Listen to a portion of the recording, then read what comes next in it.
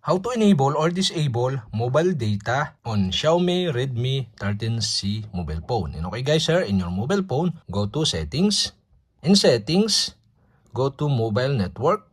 Here in mobile network, you can see the mobile network section and you can see here the mobile data. And the mobile data is disabled. To enable this, you'll have to do is switch on the switch button on the right side. And okay, we have successfully enabled the mobile data. So if this enable, allow this device to use mobile data. And okay guys, to disable again, you'll have to do is switch off the switch button on the right side. And okay guys, we have successfully enabled or disabled mobile data. But there are another option to enable or disable the mobile data. Okay, on your home screen, slide from top to bottom.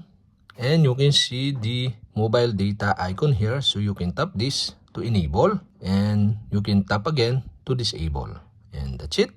Okay, you have successfully enabled or disabled mobile data on Xiaomi Redmi 13C mobile phone.